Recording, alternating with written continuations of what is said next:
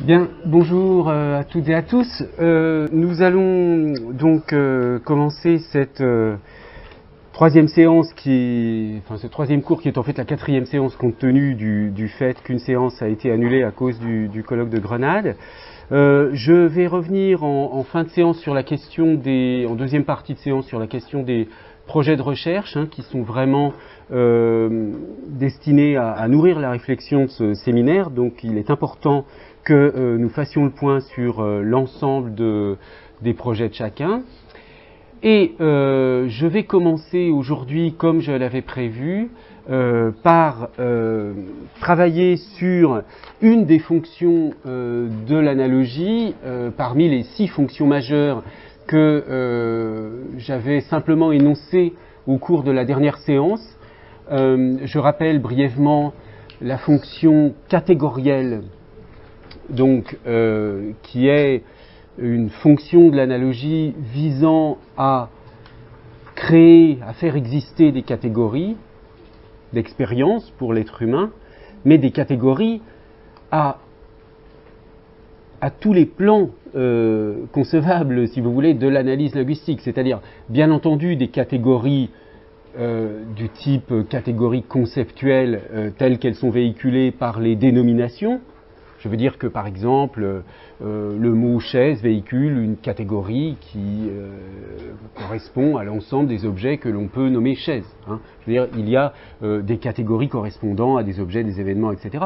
Mais il y a, bien entendu, les catégories grammaticales, ce qu'on appelle les parties du discours. C'est une forme de catégorisation, le fait de reconnaître qu'un déterminant est un déterminant, etc. Il y a les catégories au plan phonologique, et puis les catégories à différents niveaux hiérarchiques de l'analyse, non seulement au niveau du mot, mais au niveau de la phrase, du texte, etc. Donc, c'est la première fonction, sans doute la plus massive, si vous voulez, parmi les fonctions de l'analogie. Ensuite, il y a la fonction régularisatrice, qui, elle, joue plus sur le signe, ou sur le rapport entre signifiant et signifié, si vous voulez, sur les formes en particulier, et qui vise, notamment au plan historique, à régulariser les paradigmes, à faire en sorte que, le plus possible, il y ait une systématicité dans le rapport entre forme et contenu linguistique. Cette fonction régularisatrice renvoie en particulier à la motivation relative saussurienne. Ensuite, la fonction iconique, qui est une fonction, alors en l'occurrence, qui a une utilité fonctionnelle, si j'ose dire, mais fonctionnelle au sens du fonctionnalisme, c'est-à-dire qu'elle vise à rendre plus efficients les systèmes de signes, puisque on sait que plus la forme d'un signe ressemble à son contenu, plus ce signe est facile à mémoriser, véhiculer, etc., etc. La fonction figurative renvoie à des effets d'image. Il se trouve que les langues, bien qu'elles soient d'essence plutôt sonore, les langues, ce sont des sons dans leur apparence immédiate, perceptive immédiate. Mais dans toutes les langues, il y a des effets d'image. Et ces effets d'image renvoient également à ce qu'on appelle le codage analogique des images du point de vue cognitif. Vous savez qu'en psychologie cognitive, on distingue grosso modo 2 types de codage. Un codage digital qui correspond, si vous voulez, au langage, au symbole, et puis un codage analogique qui correspond aux images, où le codage est en relation analogique avec ce qui est codé. Enfin, je vous en reparlerai peut-être plus tard. Alors la fonction discursive, c'est celle à laquelle on va s'intéresser à partir de l'argument par analogie aujourd'hui. Et puis la fonction paraphrastique, je n'y reviens pas, elle permet de traiter de la question de la traduction en tant que rapport analogique entre des textes, et puis de la paraphrase au sens habituel en linguistique. Alors, je vous avais donc proposé pour la séance d'aujourd'hui de réfléchir à un cas particulier d'analogie, qui, au fond, est un cas comme un autre, mais qui a l'intérêt d'avoir une actualité récente. C'est l'analogie entre l'Holocauste et les abattoirs, c'est l'analogie de l'Holocauste animal. qui a été récemment, si vous voulez, réactivée, parce qu'elle est ancienne, cette analogie. Elle a été réactivée à l'occasion de déclarations d'un homme politique suisse, Jonas Fricker, qui donc a dû démissionner après avoir comparé, comme vous le voyez sur la diapositive, le transport d'animaux vers l'abattoir à l'Holocauste. Bien. Alors, ce que je vous avais suggéré, c'est donc de chercher pour les étudiants français dans la presse plutôt française, et pour les étudiants étrangers, alors, non pas forcément voir s'il y a un lien direct entre Holocauste et abattoir, mais parce qu'on imagine que cette analogie ne peut fonctionner que, disons, enfin, peut fonctionner maximalement dans un cadre européen, américain, européen à la limite, hein, mais pas tellement au-delà.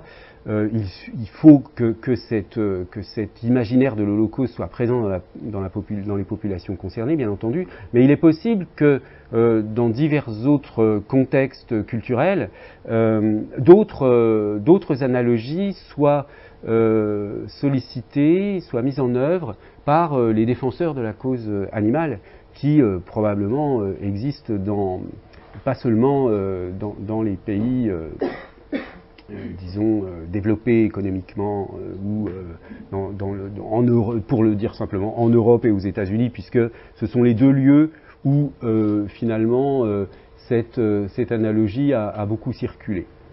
Alors, avant de vous donner la parole et à titre d'introduction, je voudrais vous montrer un extrait d'une vidéo que j'ai récupérée donc sur YouTube, qui est une vidéo d'une activiste française, d'une association, et qui, très explicitement, donc elle s'appelle Tiffaine Lagarde, très explicitement, donc, elle explique pourquoi elle se justifie dans son utilisation de la notion d'holocauste animal, enfin de l'expression holocauste animal. Alors, pardon, je vais mettre le son, ce sera mieux. J'espère que vous entendrez, je vais mettre le plus fort possible. Voilà. Tiffaine Lagarde est une ultra. Par tous les moyens, elle veut mettre fin à ce qu'elle appelle l'holocauste animal. J'ai pas de problème effectivement à dire que ce qui arrive aux animaux, c'est un génocide, c'est un holocauste. Holocauste, ça veut dire simplement un massacre qui est commis en vertu d'une idéologie. Ben, je suis désolée, mais le spécisme, c'est bien ça. On massacre bien des animaux en vertu d'une idéologie qui nous fait croire que nous sommes supérieurs et que nous pouvons les exploiter. Bonsoir Tiffaine Lagarde. Vous êtes coprésidente et porte-parole de l'association 269 Life. Merci d'être avec nous sur ce plateau. Je vous pose la question quand on entend la fin de ce reportage. Pourquoi est-ce que vous faites tout ça? C'est quoi l'objectif? C'est de dissuader les Français de manger de la viande tout simplement, ou ça va au-delà? Ça va bien au-delà, c'est vraiment de faire émerger en fait la question animale comme un débat d'importance. Parce qu'aujourd'hui, voilà, la défense animale, le monde de la défense animale, jouit pas forcément d'une bonne image. On estime que c'est une occupation du week-end, voilà, quelque chose de tout à fait... Pourtant, on en parle de plus en plus. On parle beaucoup de véganisme, mais parle-t-on d'antispécisme, qui est quand même quelque chose qui va un petit peu plus loin et qui est beaucoup plus intellectuel. Alors, je reviens à vous, on va le définir très rapidement. Thomas, véganisme, antispécisme, animalisme même. Oui. Allez. Alors je passe votre contrôle, là, vous me corrigez. L'antispécisme, c'est le refus de considérer qu'il y a une hiérarchie entre les espèces, et notamment que l'homme serait au-dessus des autres espèces. On découle un peu les deux autres. Le véganisme, c'est le refus de faire souffrir les animaux et aussi de les exploiter. Oui. C'est-à-dire pas de les perdre dans les tissus, pas dans les cuirs des chaussures, etc. Et l'animalisme, c'est l'idée que les animaux, étant des êtres sensibles, ils doivent avoir des droits comme les êtres humains. Oui, tout à fait. C'est quoi votre position à vous? Vous êtes antispéciste et animaliste, en gros. Oui, bien sûr, mais aussi vegan. Voilà, vegan, c'est plus un mode de vie, c'est quelque chose qui relève plus du consumérisme.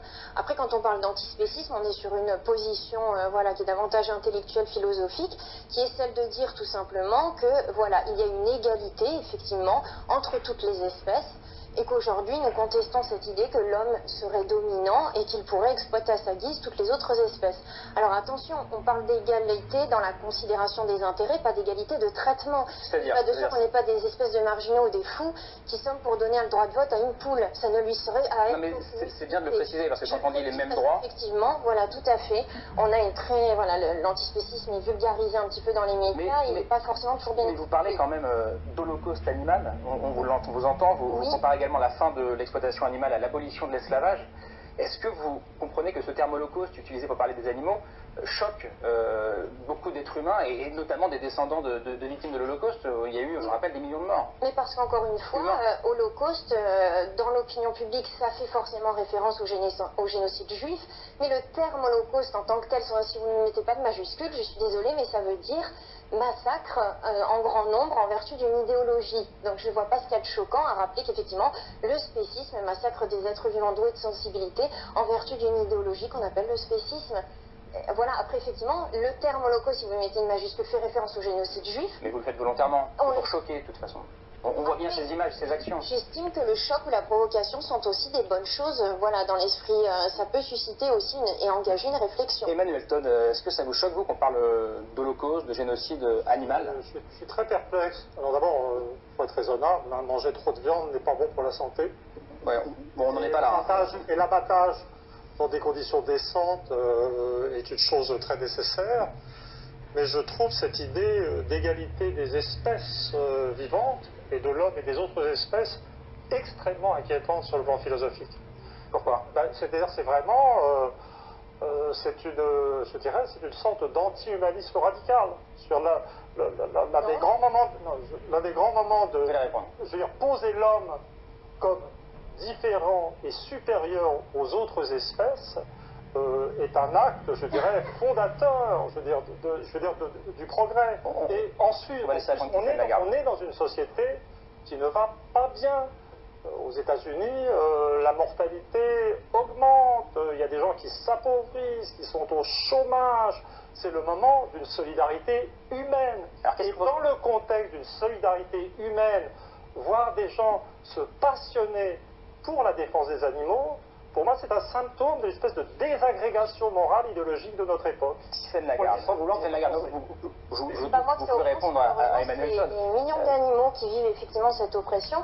Et je répondrai à monsieur en disant, voilà, tout simplement, qu'effectivement, l'antispécisme n'est pas l'anti-humanisme, c'est un nouvel humanisme. Et c'est dire que l'homme, qui est si intelligent et si évolué, eh bien aujourd'hui, il pourrait étendre son cercle de compassion, effectivement, aux autres êtres vivants. Et jusqu'à ce présent, à ce qui me semble, avoir exploité à ce point-là les autres espèces ne lui a pas amené du bonheur à l'être humain. Au contraire, nous détruisons notre planète, nous détruisons tous ceux qui nous sont différents. Il fut une époque, c'était la couleur de peau, le sexe qui posait problème. Aujourd'hui, c'est l'espèce. Je ne vois pas en quoi inclure les animaux dans le cercle d'égalité ou dans le cercle de compassion et d'empathie serait un recul. Vous mettez en tout cas, pour bien comprendre, vous mettez sur le même plan le racisme ou la xénophobie et la phobie animale, en gros. Mais bien évidemment, ils ont les mêmes racines, ces oppressions ont les mêmes racines. Pourquoi est-ce qu'on a discriminé les personnes de couleur? Pourquoi à la base? Parce qu'elles étaient différentes et on a transformé la différence en une source d'inégalité. Ouais, et c'est ce qu'on fait exactement, on reproduit exactement aujourd'hui le même processus avec les animaux. On a fait la même chose avec les femmes, sous prétexte qu'elles étaient d'un autre sexe, et bien on les dominait.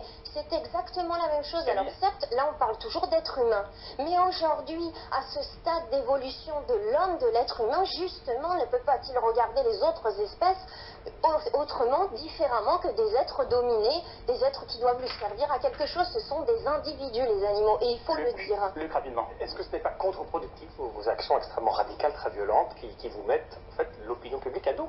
Je ne pense pas. Dans un premier temps, toutes les grandes causes, tous les grands mouvements sociaux se sont mis à dos l'opinion publique. C'est le jeu. Je veux dire, au début, quand les suffragettes commençaient à faire des actions directes, personne n'était d'accord avec elles, y compris les femmes. Le mouvement pour les droits civiques, c'est pareil. On entendait des critiques absolument abominables sur Malcolm X ou sur les gens qui créaient des insurrections, etc. C'est normal. On est au début de l'évolution de la question animale. Il faut frapper fort pour frapper l'opinion publique et pour leur faire comprendre que ce n'est pas une occupation du week-end, qu'on parle d'individus qui sont exploités, que ça ne sert ni les êtres humains ni les animaux. et qu'il est temps de passer et de faire émerger ça comme quelque chose d'important. Donc c'est nécessaire. Merci Tiffaine Lagarde d'être venue sur ce plateau. C'est en tout cas un débat philosophique passionnant.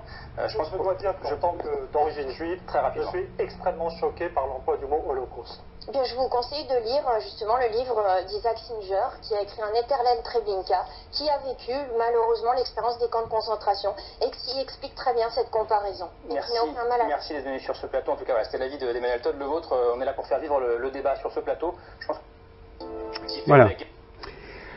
Bien, cet extrait me semble intéressant parce que cette militante ramasse en quelques minutes, hein, vous voyez la vidéo fait 7 minutes, à peu près, enfin une bonne partie, je trouve, des arguments qui circulent autour de ces questions. Alors, maintenant écoutez, je pense que chacun, enfin peut-être pas tous, mais j'espère que certains d'entre vous ont pris le temps d'examiner un petit peu cette question. Alors, je vais vous donner la parole et puis je vais essayer de noter au fur et à mesure les indications, enfin disons les remarques que vous aurez à partir de vos lectures. On va peut-être commencer par les étudiants français qui ont regardé la situation en France. Oui. Je ne savais pas qu'il fallait faire ça parce que j'ai raté le dernier cours. Ah, d'accord. Le fait qu'elle se refuse de se référer à l'Holocauste juif, se réfère juste au terme. Alors ça me semble peut-être, je pense qu'il y a forcément une comparaison entre l'industrialisation de la tuerie, quand on voit les vidéos avec les vaches qui vont dans l'abattoir, l'analogie elle se fait aussi à ce niveau-là, sur le côté organisé.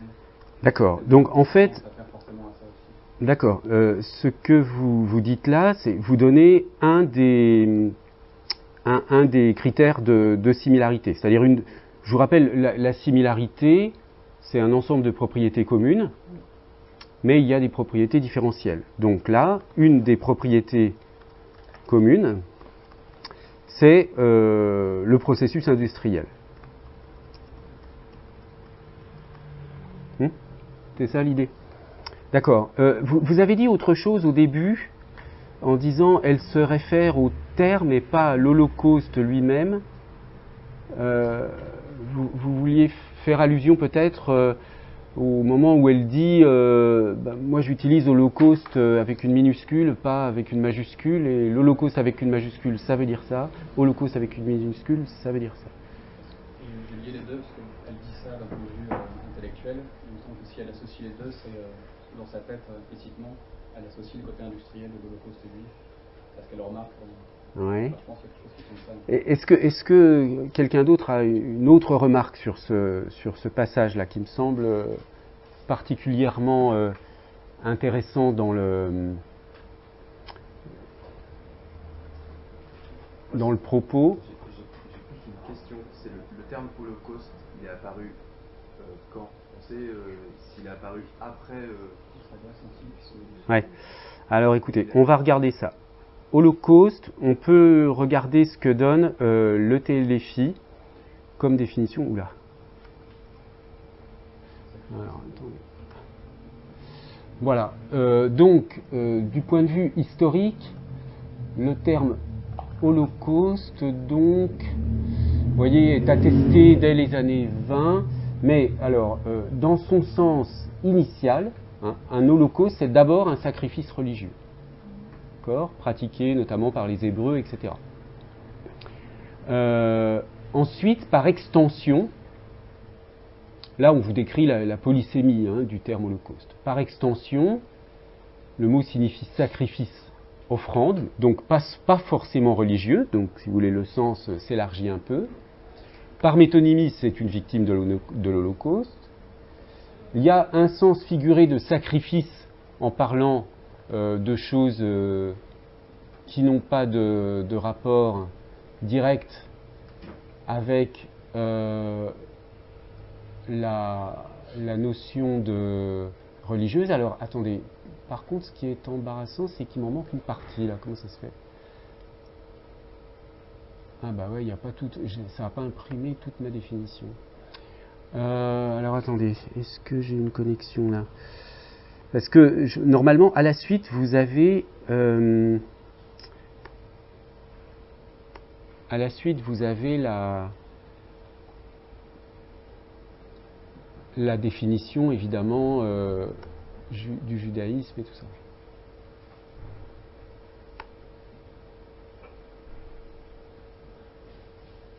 Désolé, il y en a pour un instant, si ça veut bien marcher.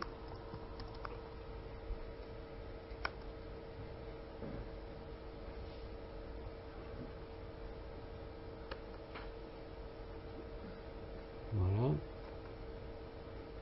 Donc,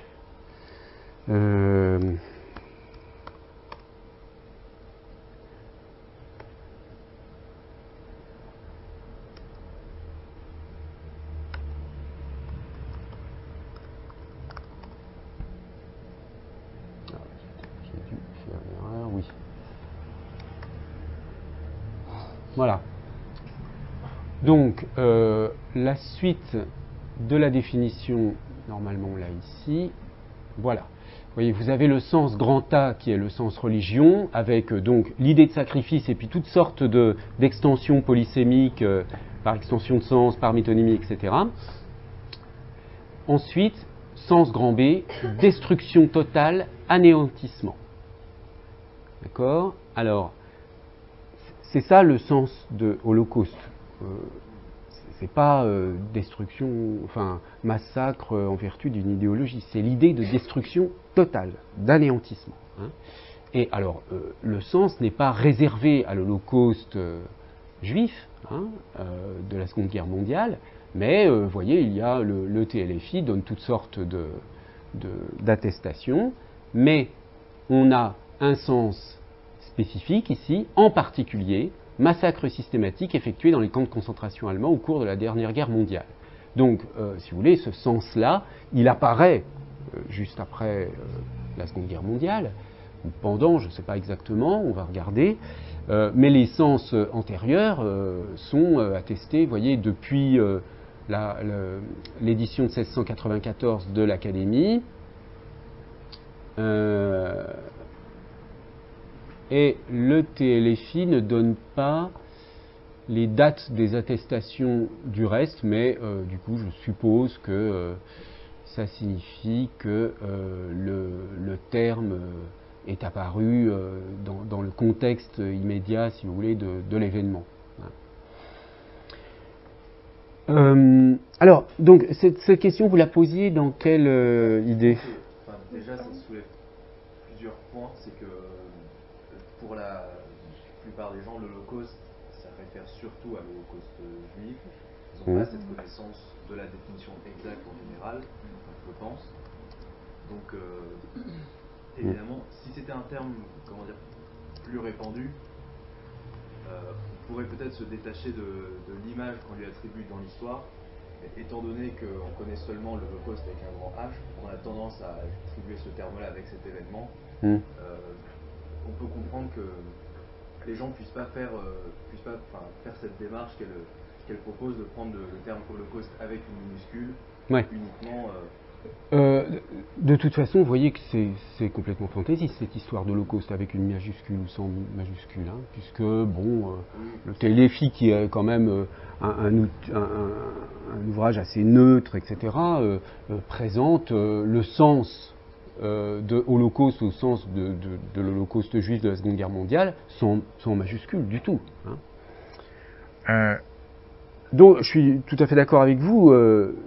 Le réseau associatif qui est évoqué dans une population comme la population française, par exemple, puisque là c'est en français en France, mais je pense que c'est la même chose partout en Europe et aux États-Unis, le mot Holocauste renvoie en première association à l'Holocauste juif de la Seconde Guerre mondiale. Donc on voit bien que, à mon avis, dans cette petite argumentation qu'elle donne sur l'Holocauste avec un grand H, l'Holocauste avec un petit h, il y a une sorte de duplicité langagière. Il y a l'idée, oui, j'utilise Holocauste, mais je ne l'utilise pas vraiment. Hein. je veux à la fois choquer, puisqu'elle le dit, c'est normal, elle a un but militant, donc ça fait partie des stratégies de militants de dire des choses choquantes, mais en même temps, elle ne va pas jusqu'au bout, tout à fait, puisque elle défend l'utilisation du mot holocauste à partir d'une définition plus générale, qu'elle a tout à fait le droit d'utiliser, si on veut. Mais en tout cas, elle n'utilise pas la définition correspondant à ce qui vient à l'esprit du public lorsqu'il entend ce mot-là. Et c'est là que se situe une sorte de duplicité, parce qu'elle veut choquer avec l'emploi auquel tout le monde pense du mot holocauste, mais quand elle se justifie avec une autre définition.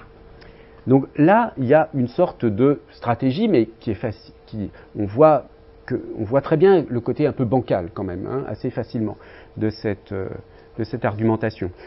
Mais si vous avez lu d'autres choses, vous verrez que certains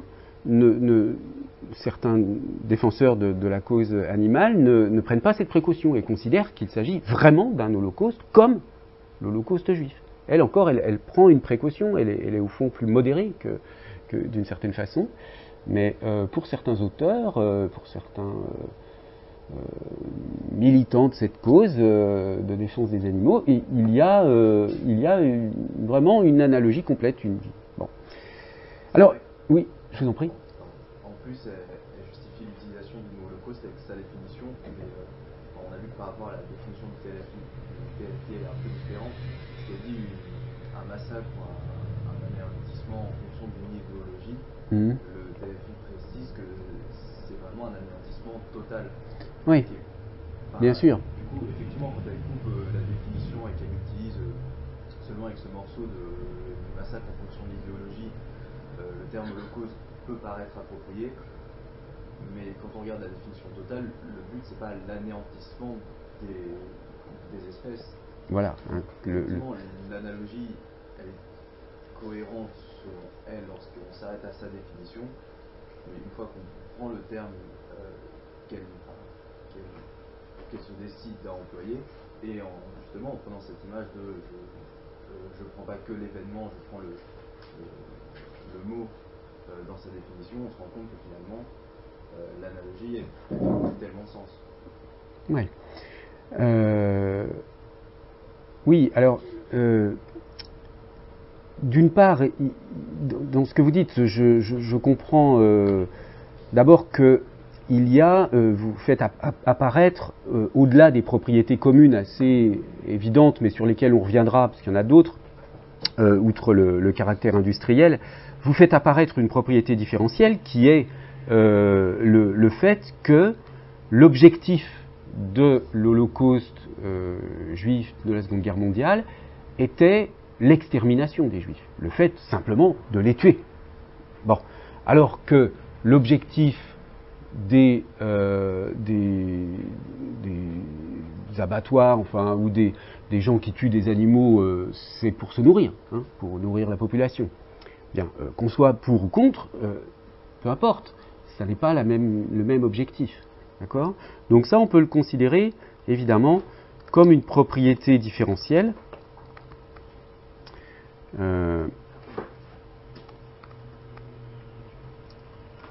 Donc, on a c'est l'objectif, hein, qui est différent.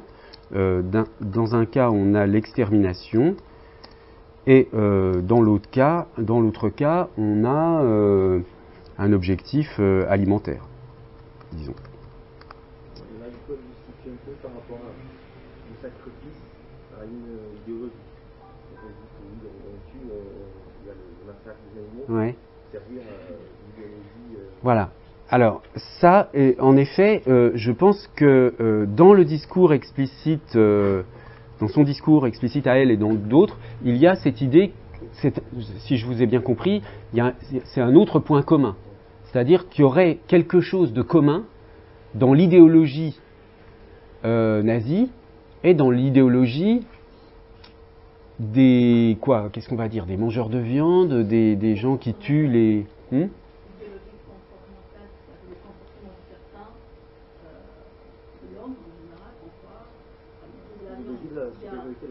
Voilà, c'est l'idéologie de la supériorité de la race humaine du côté du spécisme et mise en parallèle avec la supériorité de la race aryenne par rapport aux juifs. D'accord ? Donc, une idéologie commune qu'on pourrait appeler le suprématisme. C'est un terme qu'utilisent certains auteurs, c'est-à-dire l'idée qu'une catégorie d'êtres est supérieure à une autre et donc, du coup, a le droit de les exterminer. Alors, attendez, là,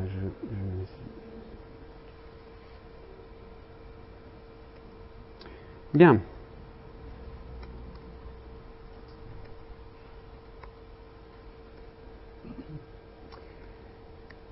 Alors, pour revenir à la question de la définition, hein, moi, il me semble quand même assez net que la définition qu'elle utilise est une définition ad hoc. C'est-à-dire que je pense que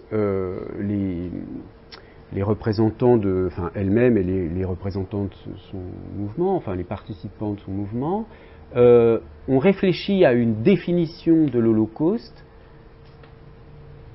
qui serait défendable. C'est-à-dire, oui, nous voulons utiliser le terme holocauste animal, mais lorsqu'on va nous dire vous utilisez holocauste, donc vous faites une analogie avec l'holocauste juif, on aura une réponse qui sera mais non, holocauste ne veut pas dire holocauste juif, mais signifie autre chose. Oui ? Oui. Oui. Oui. C'est l'idée de sacrifice au départ, enfin bon.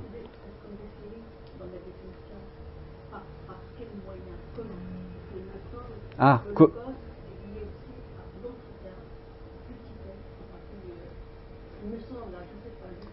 alors, regardons à nouveau, si vous voulez, regardons un peu mieux la définition. Sacrifice religieux pratiqué notamment par les Hébreux au temps biblique et au cours duquel la victime, uniquement animale chez les Hébreux, était entièrement consumée par le feu. Voilà. Est-ce que c'est forcément, quand je tue un animal, est-ce que c'est forcément par le feu? Pas forcément pour n'importe quel animal. Oui. Si l'Holocauste, sur le plan discursif, il me semble certainement, il y a la provocation de son discours. Mais après, le terme, on est là sur un terme qui est un terme commun, et depuis l'Holocauste, ça devient un terme connoté. Hein? Bien sûr. C'est-à-dire que c'est l'inverse qui se passe à peu près quand on utilise un mot qui était déjà un enfant et qui devient générique comme on disait Yara, comme c'est pas là. On est ici sur un plan tout à fait différent. C'est l'inverse. Oui, alors effectivement, ce qui s'est passé, c'est-à-dire qu'on ne peut pas faire comme si ce mot n'avait pas d'histoire. C'est-à-dire qu'on ne peut pas ne pas tenir compte de ce qu'il véhicule depuis la Seconde Guerre mondiale.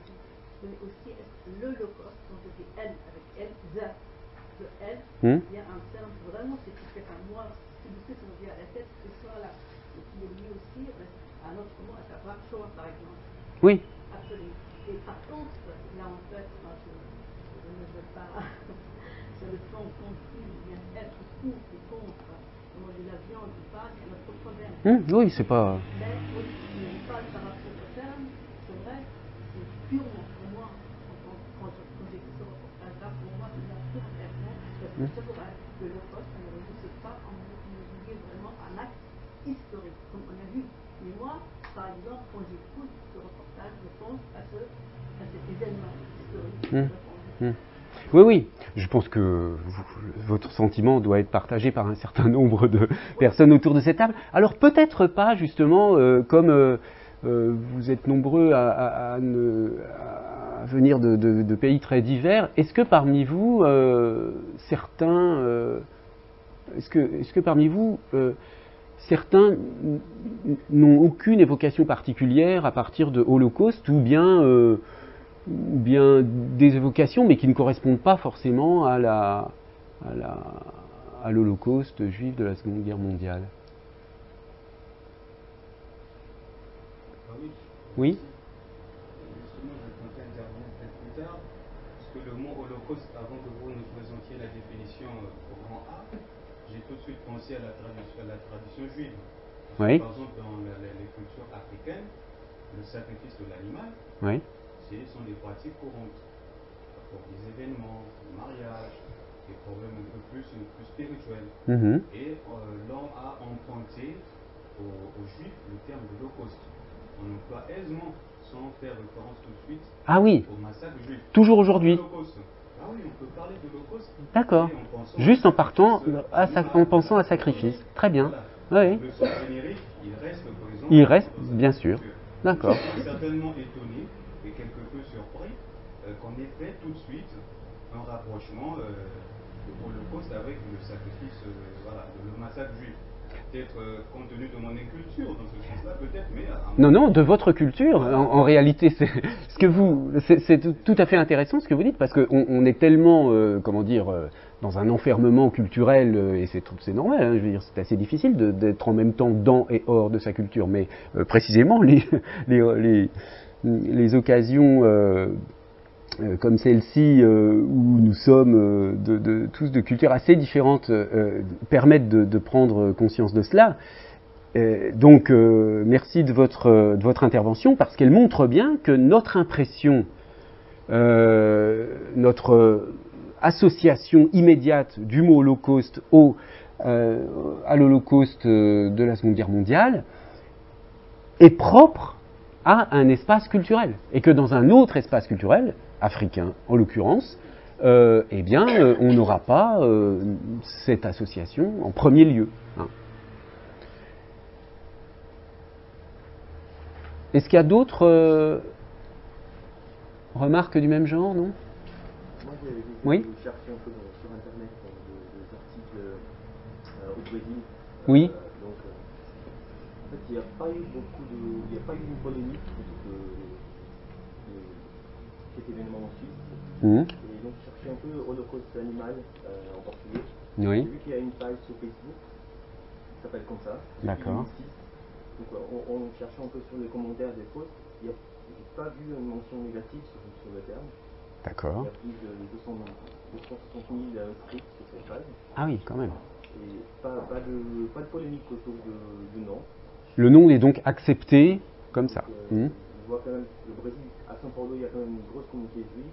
Mais donc, à part São Paulo, je ne pense pas qu'il y ait vraiment une polémique pour que ce terme puisse avoir le poids qu'il y a en Europe, par exemple. Ah oui, d'accord. Vous voulez dire que les connotations, enfin le rapport avec l'extermination des Juifs pendant la Seconde Guerre mondiale est moins évident. Donc l'utilisation du terme holocauste pose moins de problèmes au Brésil, d'accord. Merci. Alors, puisqu'on a commencé le tour d'horizon international, comment ça se passe dans d'autres pays? Est-ce que vous avez regardé les uns les autres? Oui. Alors, je suis d'origine serbe et il y a un événement qui est le plus récent de cette sorte. Et c'est ce qui s'est passé en Serbie centrale, dans une ville qui s'appelle Kraljevo. L'Assemblée municipale de Kraljevo a voté une décision par laquelle des chiens et des chats abandonnés ou qui n'appartiennent à personne sont donnés aux institutions de recherche scientifique où ils peuvent être détruits par des méthodes modernes d'une manière humaine. Alors juste après cela, toute la Serbie a commencé à signer une pétition contre cela. Et j'ai pas trouvé les mots, j'ai pas trouvé le terme holocauste animal, mais j'ai trouvé le terme massacre et le génocide. Alors il y a une différence. Le massacre est un incident spécifique qui implique l'assassinat indiscriminé d'un grand nombre de personnes. Et ce n'est pas seulement le terme qui se rapporte, ce n'est pas seulement un crime contre l'humanité. Ça peut être le crime contre les animaux. Donc dans ce sens-là, je suis complètement d'accord que l'Holocauste, je pense que l'Holocauste a plusieurs synonymes, si on regarde les termes généraux, donc comme le massacre et le génocide, plus ou moins. Donc c'est vrai qu'il y a une définition qui dit que c'est un crime contre les animaux aussi. Mais le mot génocide, le terme, c'est un crime qui est peut-être plus proche à ce qu'on appelle l'Holocauste. et c'est l'extermination systématique et programmée. Mais on l'a utilisé quand même pour défendre ces animaux en Serbie. Donc c'est le génocide qui passe à Kraljevo, etc. C'est l'extermination systématique et programmée. Physique intentionnelle, totale ou partielle d'un groupe national, ethnique ou religieux, mais pas contre les animaux. Par la définition, c'est seulement contre l'humanité. Ok. Oui, oui. Le génocide est très proche de l'Holocauste. Bien sûr. Et d'ailleurs, l'expression génocide animal est aussi bien utilisée que holocauste animal par les défenseurs de la cause animale. On trouve même Shoah animal. Hein. Oui. Juste, je voudrais revenir un peu dans le contexte de cette vidéo. Je pense qu'il y a une sorte peut-être pas de malice, mais la personne qui défend la cause animale a bien réfléchi. Parce que si elle avait par exemple employé le terme massacre animal, on n'aurait peut-être pas eu toutes ces réactions. Bien sûr. On n'aurait peut-être pas fait cette sorte de conférence. Oui. Donc ça a été intentionnel. Certes, elle se défend de ne pas tout de suite faire référence au massacre juif. Mais le choix du terme, il est décisif. Elle a choisi à dessein justement pour heurter la sensibilité de ceux-là qui entreraient en contact avec ce terme. Donc c'est pour faire réagir. C'est pour faire réagir. Bien qu'elle se défende, mais en réalité c'est cela le but qu'elle disait. Tout à fait d'accord. Hein. Est-ce que vous avez d'autres remarques? Oui. Vous dites qu'elle se défend, mais dans le livre qu'elle cite, de Singer, il y a une phrase que je viens d'appuyer sur un moment. Pour ces créatures, tous les humains sont des nazis. Donc vraiment, elle ne se défend pas très bien en plus de dire en disant qu'elle utilise le sens. Ah oui.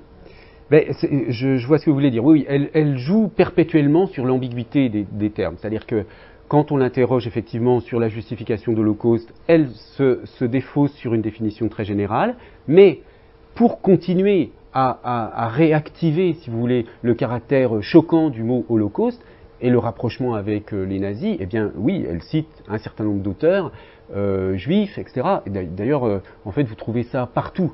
C'est-à-dire qu'une des cautions de cette analogie, c'est-à-dire une des cautions de l'analogie entre l'Holocauste, entre disons l'abattage des animaux et l'Holocauste, une des justifications, elle est dans le fait que des auteurs juifs ou alors des auteurs juifs et qui ont connu directement ou indirectement par leur famille, etc., les camps de concentration, les camps d'extermination,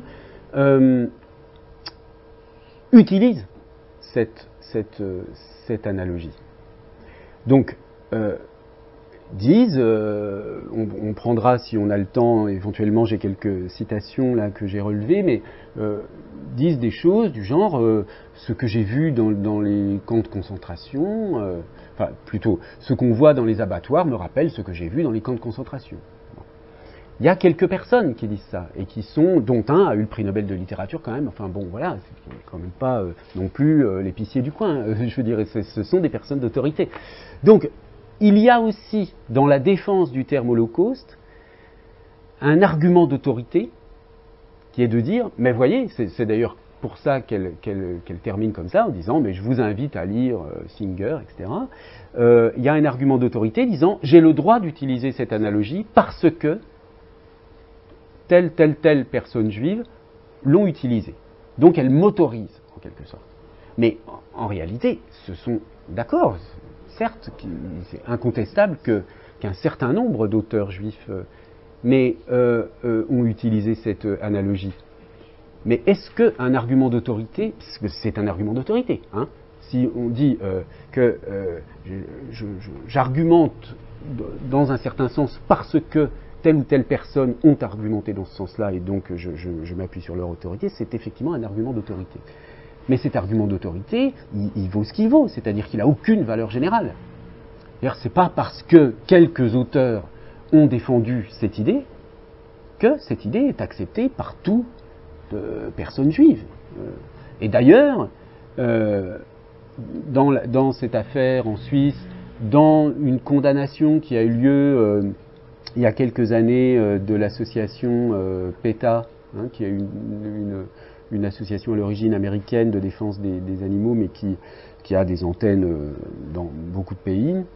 ils ont été condamnés et effectivement, il y a un certain nombre de déclarations de représentants de différents types de communautés juives qui ont déclaré leur refus radical, leur réaction, disons, extrêmement violente à l'égard de l'utilisation du mot holocauste dans ce cadre-là. Donc, si vous voulez, cet argument de dire j'ai le droit de dire holocauste parce que des auteurs juifs m'autorisent à le faire, c'est encore une fois comme de la même manière que l'argument reposant sur l'élargissement de la définition. C'est une façon de dissocier l'impact voulu, c'est-à-dire, comme vous disiez, monsieur, tout à l'heure, on cherche à choquer. À choquer, c'est-à-dire, et ça on comprend très bien la légitimité de cette démarche, c'est-à-dire que chacun mange, je ne sais pas, de la viande sous des formes pas forcément immédiatement visibles comme animal. Je veux dire, quand vous voyez une tranche de jambon, vous ne pensez pas forcément à un animal. Bon, quand vous voyez un poisson dans une assiette, peut-être que beaucoup plus. Bon, bref, la plupart enfin, un certain nombre de gens consomment de la viande sans penser particulièrement à l'animal d'où est issue cette viande. Et leur but est de donner des prises de conscience à la population, de dire attention, alors et là aussi il y a une autre confusion, c'est une confusion entre le fait général de consommer de la viande et le fait d'abattre des animaux dans des conditions terribles comme dans les abattoirs. C'est-à-dire que l'analogie entre les camps d'extermination et l'abattoir, elle repose bien sur l'abattoir, sur la structure de l'abattoir. Mais, après tout, une vache élevée par un paysan dans une campagne et le paysan tue la vache, enfin pas la vache plutôt, puisque la vache ou fait du lait avec la vache, ou alors il a un cochon qui élève et qu'il tue pour faire du jambon ou je ne sais quoi. Cet animal ne connaît pas des conditions de vie qui sont les conditions similaires aux camps de concentration ou aux camps d'extermination. Bon, certes, il est tué à un moment donné, mais on ne peut pas dire que l'analogie vaille pour ce type d'animal. Or, le propos de ces associations, c'est bien de diffuser l'idée que c'est mal de manger de la viande. Hein. Bon, donc là aussi, il y a quelque chose d'un peu bancal dans l'argumentation. Vous voyez, on souhaite, dans l'argumentation par analogie, je veux dire, cette analogie, on lui fait dire plus que ce qu'elle le dit. Parce qu'on peut très bien suivre, je vous donne la parole dans un instant, madame. On peut très bien suivre l'analogie en disant oui, c'est absolument scandaleux que qu'on extermine des animaux d'une manière industrielle, avec cruauté, sans aucun égard, etc. Ça, c'est une chose, et on peut être tout à fait d'accord avec ça, avec le fait de ne pas produire industriellement de la viande comme si les animaux étaient une matière avant même d'être des êtres vivants. Mais à part de cette position à la position d'interdiction, de refus de consommer toute forme de viande, il y a quand même une différence, à mon avis. Hein, je sais pas. Alors, mademoiselle. Vous voulez bien parler un peu plus fort, s'il vous plaît? Oui.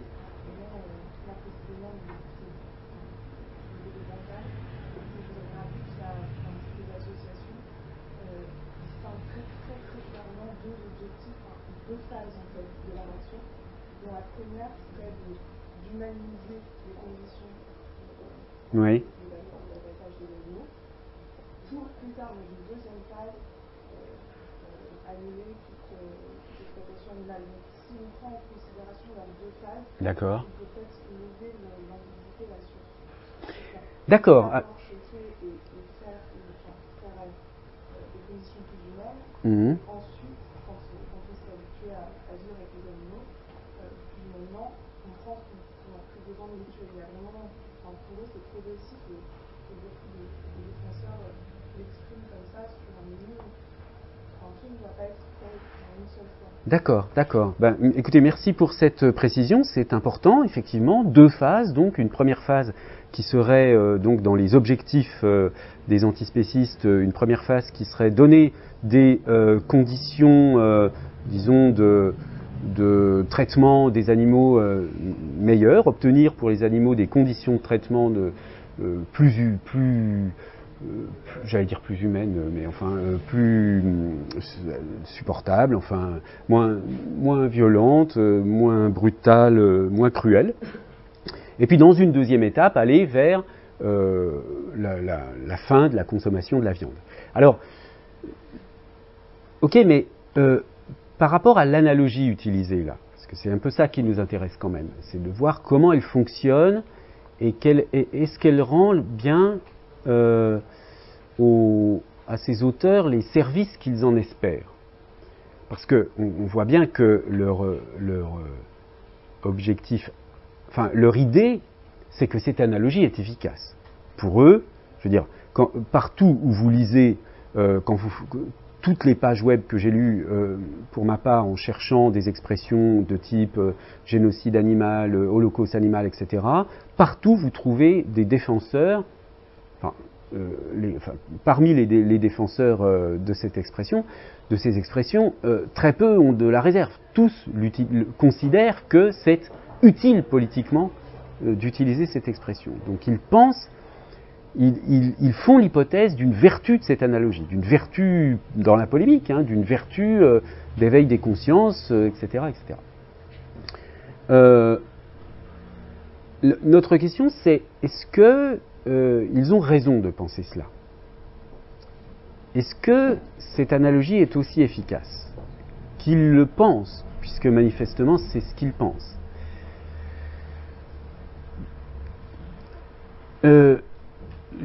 Si on revient à la distinction que vous faisiez tout à l'heure,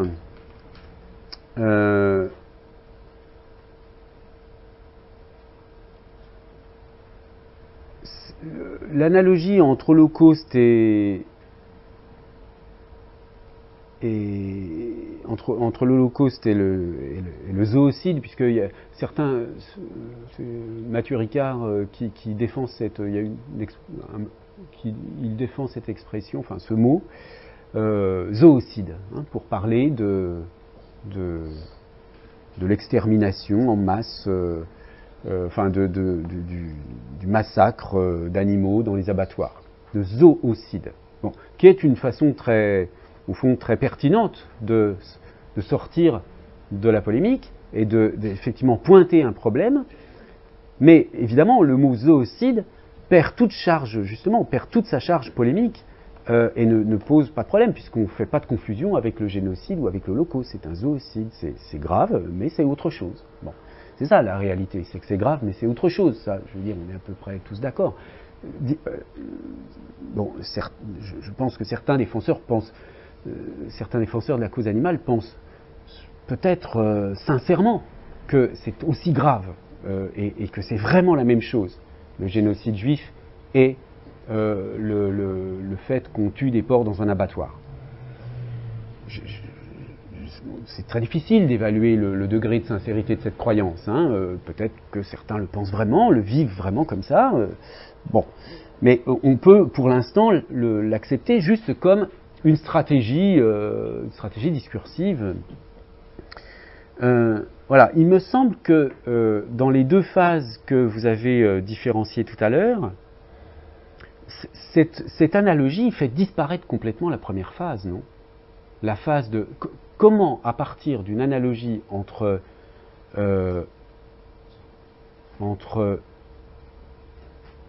les abattoirs et l'Holocauste, on pourrait défendre qu'il faut mieux traiter les animaux pour les tuer. Ça me paraît d'ailleurs un des défauts de cette analogie. C'est que justement elle masque complètement cette phase. Parce que pour l'accepter, il faudrait qu'on ait en tête que que les nazis auraient pu tuer les juifs, mais en étant un peu moins cruels. Ce qui est inimaginable. Enfin, je veux dire, ça ne fait pas du tout partie de ce que véhicule le sens du mot holocauste. Donc, vous voyez ce que je veux dire? À partir du moment où on fait l'analogie entre abattoir et camp de concentration, pour dire, les deux sont terribles, on masque cette idée qu'il y a une première phase dans laquelle on souhaiterait que les conditions soient meilleures. Il faudrait une autre analogie pour ça.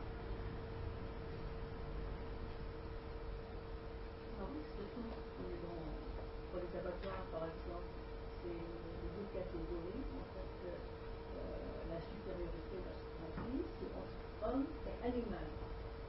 Or, dans la catégorie de par exemple, on est entre humain. Oui. Homme à homme. C'est une catégorie, en fait, je trouve que c'est très. Je ne sais pas, en fait, sur ce point-là, on peut comparer une machine à une machine toujours, par exemple, qui concerne le cœur et le compte hydraulique. On accepte que là, c'est un système artificiel, mais là, on est entre humain. Première catégorie, deuxième catégorie, entre homme et animal. Voilà, ben ça fait partie, tout à fait. Ça fait partie des... D'accord, mais ça fait partie, comme je l'ai indiqué ici, des propriétés différentielles. Hein. La similarité, elle repose, elle est incontestable. Hein. Je veux dire que, bien sûr, il y a des points communs entre... et là, c'est inutile de se fâcher pour ça. On peut très calmement dire qu'il y a des propriétés communes entre le génocide et les abattoirs. Il y a un processus industriel, il y a alors cette idée que l'homme est supérieur à l'animal ou que l'Übermensch allemand, enfin l'arien est supérieur aux juifs, etc. Bon voilà, il y a cette idée d'une forme d'idéologie comme ça qui serait présente. Il y a d'autres propriétés communes, on y reviendra tout à l'heure, et puis il y a des propriétés différentielles.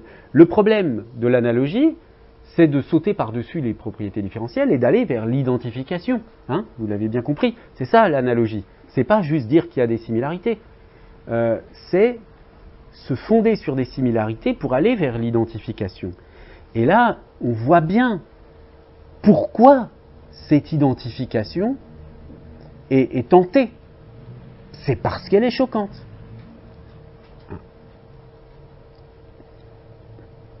Alors, on a parlé du Brésil, de la Serbie.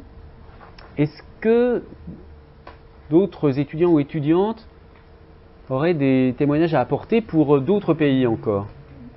Comment ça se passe en Orient? En Chine ou... Est-ce qu'il y a des défenseurs de la cause animale? Est-ce que ce sont des choses qui ne circulent pas ou qui circulent d'une manière très cachée?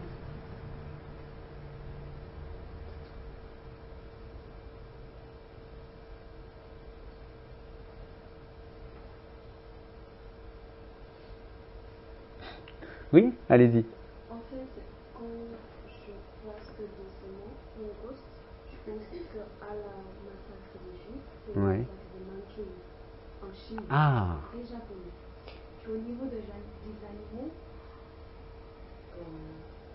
en fait, on distingue pas les animaux, on mange beaucoup. Mais on a des protections pour les chats et les chiens ces dernières années. Parce qu'on pense que les chats, les chiens sont nos amis. Il ne faut pas distinguer il faut pas distinguer humains et les chats et les chiens.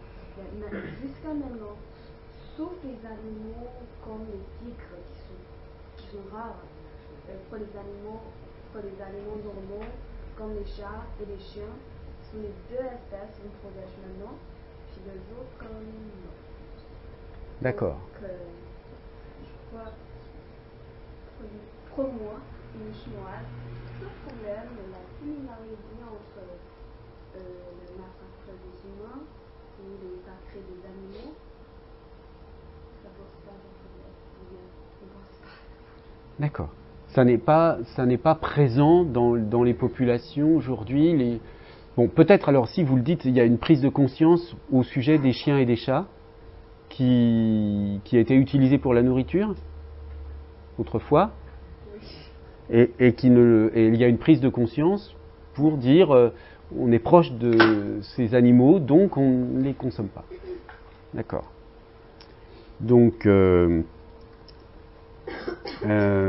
vais indiquer ça.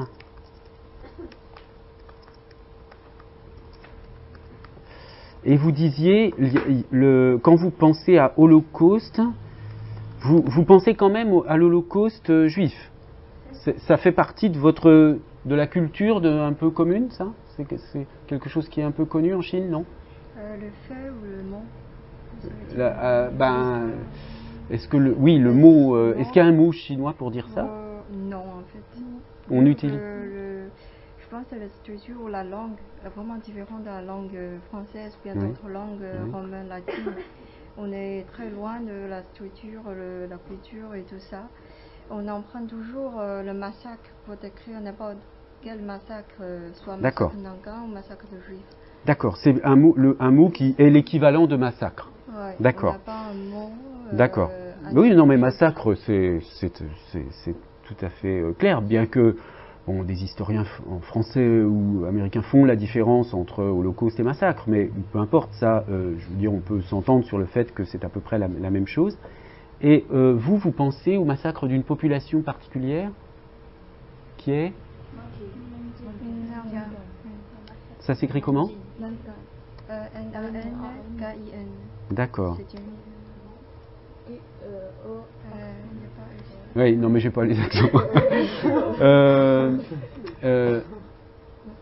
Alors, est-ce que vous pouvez nous en dire deux mots de ce massacre? Parce que je ne sais pas si on ne le connaît pas, nous, forcément. En fait, ce qui est très intéressant, c'est qu'il y a une cérémonie. Enfin, il y a mais qu'est-ce qui s'est passé l'année dernière à la mémorial de Caen qui se parlait de cette massacre de Nankin, qui est presque caché par le Japon, par les Japonais du pays de l'occidental, en fait, du monde en fait. C'est passé c'est dans 1937, je pense. Oui, c'est ça.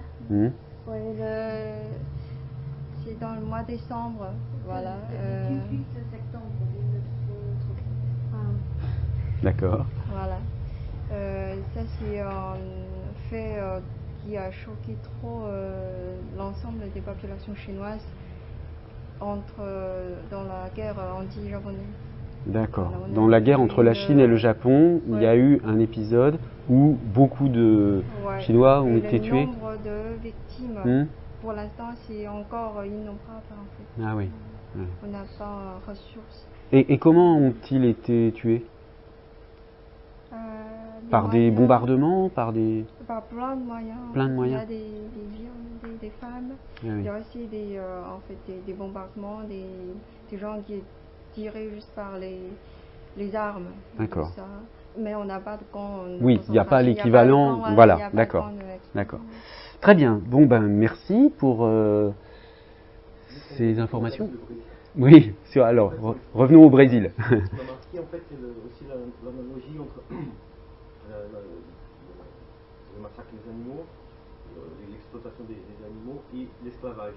Ah oui, oui. Ce qui aurait pu choquer plus au Brésil, c'est vraiment cette analogie, parce que compte tenu de l'histoire brésilienne et de la période qu'on a vécue. Donc vraiment, ouais. Pas ici qui passe vraiment rapidement, mais c'est des mots forts. Ouais. Effectivement, et ça n'est pas un hasard, hein, c'est une analogie qui est aussi beaucoup exploitée, pas seulement par la personne qu'on a entendue, mais et, si vous voulez,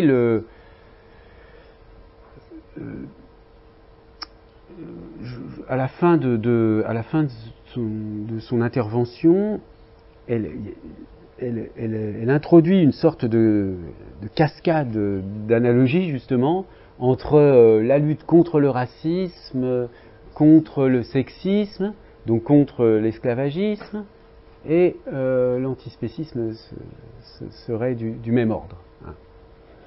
Alors effectivement, j'imagine que l'analogie entre l'esclavage et l'exploitation des animaux, dans les pays où la mémoire de l'esclavage est très présente, c'est quelque chose qui serait choquant. Mais je ne sais pas si...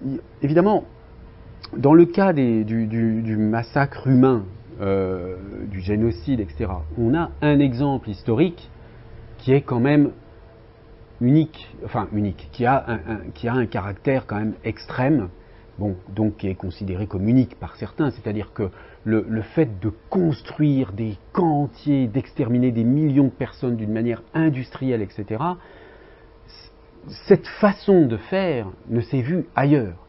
Ailleurs dans le monde, il y a eu toutes sortes de situations dans lesquelles il y a eu des massacres, des génocides, etc., mais pas sous cette forme-là, pas sous cette forme vraiment industrielle. En revanche, je ne sais pas s'il existe pour l'esclavage une sorte d'exemple qui serait un exemple typique, vous voyez, de la même manière que l'Holocauste juif pendant la Seconde Guerre mondiale est une sorte de prototype de l'Holocauste. Enfin, je ne sais pas s'il y a un exemple comme ça pour l'esclavage. Ce qui fait que l'analogie avec l'esclavage marche moins bien parce qu'on n'a pas un événement clé qui serait un événement qui, par un seul mot, déclencherait tout de suite un ensemble de représentations, etc. Monsieur ? Oui ? Peut-être à cause de cela. Le mot génocide, en Serbie, en ex-Yougoslavie, vient à l'esprit à cause des guerres de 90, à cause de bombardement de la Serbie de 99. On dit souvent c'était le génocide vers les Serbes. Puis envers les Serbes. C'est-à-dire les Serbes disent qu'ils ont été génocidés, c'est ça ? D'accord. Oui, pendant le bombardement en 99. Puis on a ce qu'on appelle le génocide en Bosnie par les Serbes, et on a un génocide en Croatie, oui. En Croatie par les Croates envers les Serbes. Donc, alors, c'était un peu, c'est trop compliqué, mais il y a beaucoup d'usage de ce terme. Oui. C'est-à-dire, il y a eu des massacres, quoi. Au moins, on peut dire ça. Il y a eu il y a en Afrique aussi le. Oui, au Rwanda. Oui. Des Hutus et des Tutsis. C'était un massacre, alors là, très sauvage. On se sert des machettes, des outils archaïques pour déchiqueter les êtres humains. Alors là, cette idée je ne sais pas si on emploie le terme holocauste au Rwanda, génocide, je crois, on utilise génocide. Ce serait très choquant. Alors, si on parlait du génocide animal au Rwanda, à ce moment, les Rwandais auraient tout de suite l'idée du massacre de 94. Et oui, et donc ils seraient choqués. Voilà, donc vous avez bien fait de parler du contexte culturel. En Europe, par exemple, parler de l'Holocauste, dans le sens où l'Holocauste, on se référait de facto au massacre juif. Et si on arrive par exemple au cas du Rwanda, on parlait de l'Holocauste, on n'a pas tout de suite l'idée du massacre juif. Par contre, si on parlait du génocide animal, dans ce sens, les gens seraient choqués. Le génocide ferait penser à celui de... Donc, il y a quand même cette idée, je ne sais pas si ça va dans le sens de ce que vous disiez, mais j'ai quand même l'impression que beaucoup de vos interventions tournent autour de ça, cette idée que le fait de rapprocher des morts en grand nombre chez les humains est la même chose chez les animaux, a quelque chose d'inacceptable. Enfin, c'est-à-dire, on sent bien que on veut bien accepter cette idée comme une propagande, enfin comme une idée qui veut choquer, mais dans le fond, nous résistons tout de même à cette idée que aussi atroce que ça puisse être,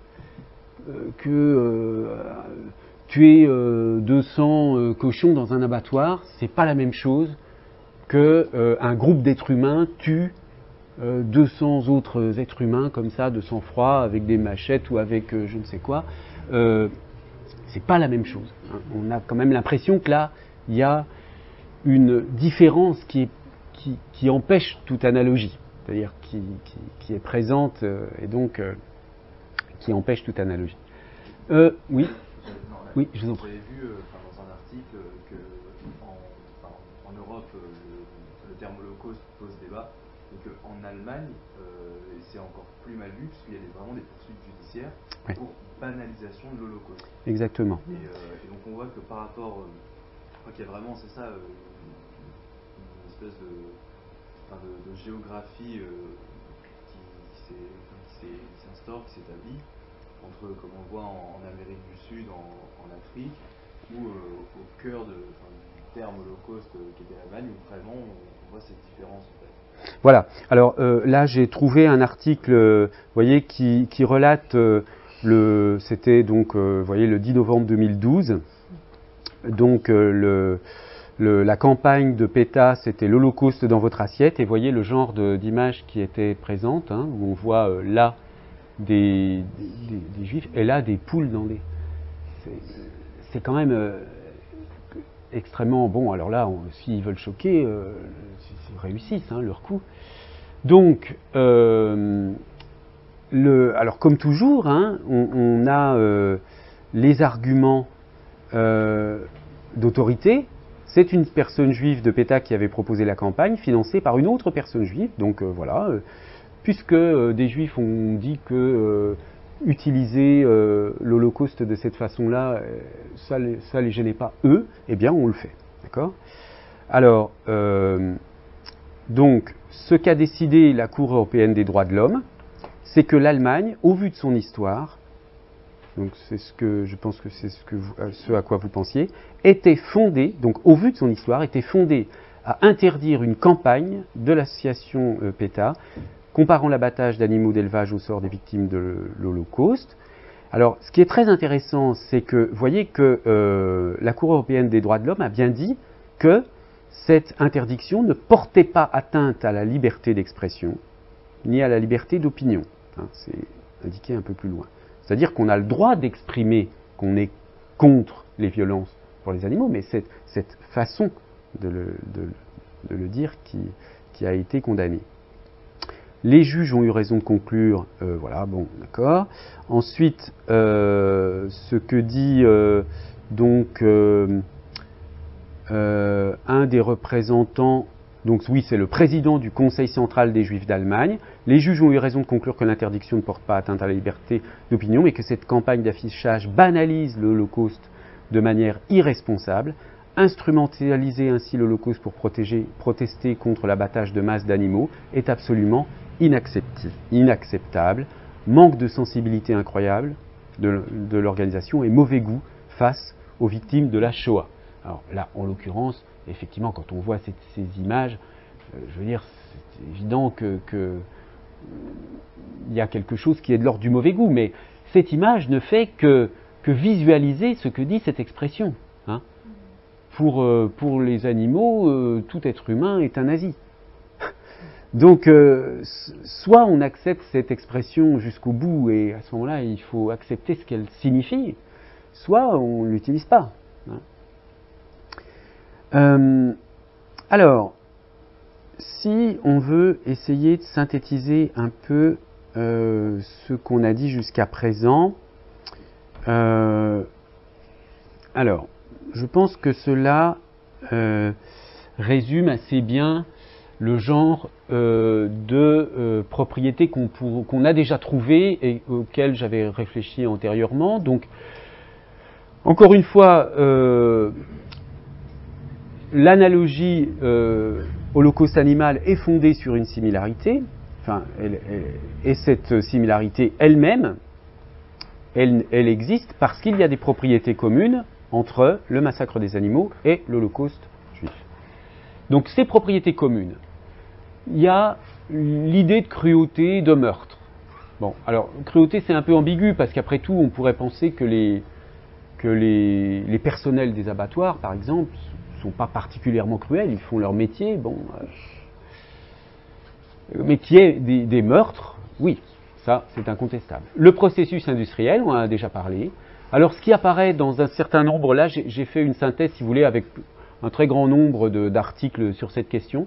Ce qui apparaît parfois, c'est aussi le mode de transport qui est commun, puisque les Juifs étaient transportés dans des camions à bestiaux, des camions qu'on utilise pour les animaux, et donc on utilise ces camions-là aussi pour emmener les animaux à l'abattoir. Les lieux eux-mêmes, qui se ressemblent, il y a une similarité entre les camps et les abattoirs, mais encore une fois, cette similarité, on pourrait l'examiner de plus près, mais elle rejoint un petit peu la question du processus industriel, mais il y a les émotions qu'ont ressenties les personnes qui ont subi cela et que ressentent les animaux qui subissent les abattoirs, enfin de passer dans les abattoirs. Il y a le mode de communication, ça c'est une philosophe qui explique cela, je vous montrerai peut-être tout à l'heure un extrait. Elle explique que les Juifs entendaient des cris, une langue qu'ils ne connaissaient pas, et donc qui les terrifiait, ces cris, cette langue brutale, etc. Et puis il leur arrivait des choses qu'ils ne comprenaient pas, avec des mots qu'ils ne comprenaient pas. Et elle dit, c'est ce qui arrive aux animaux. On leur envoie des cris, on s'adresse à eux en les dirigeant, en criant, etc. Et bon, voilà, il y a aussi là peut-être un point commun possible. Et puis, on l'a dit tout à l'heure, l'idéologie suprématiste qui va parfois jusqu'à quelque chose que certains nomment une métaphysique humaniste. Donc il y a effectivement un anti-humanisme chez certains, une critique de l'humanisme chez certains, mais d'un humanisme au sens philosophique, si vous voulez, c'est pas.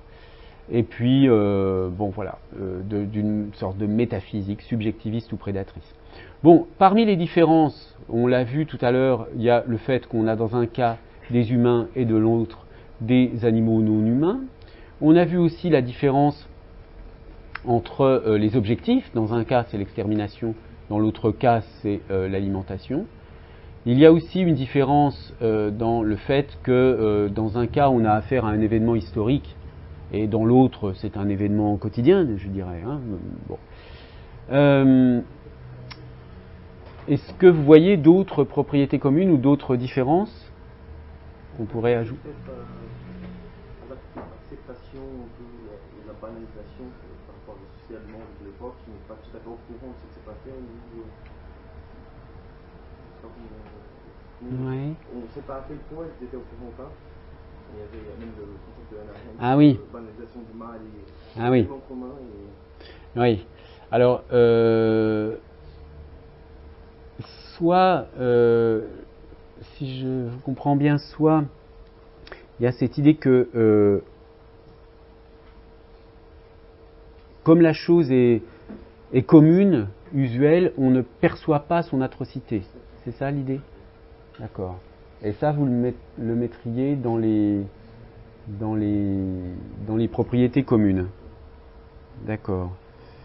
Donc, un aspect quotidien qui masque l'atrocité des faits. Oui. D'ailleurs, certains défenseurs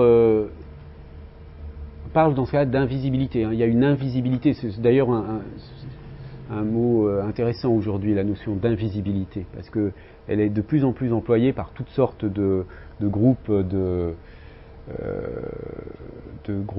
pression de différentes sortes, pour dire on veut faire apparaître des problèmes que les gens ne voient pas, donc on veut rendre visible quelque chose qui est invisible. D'accord. Est-ce qu'il y a d'autres choses?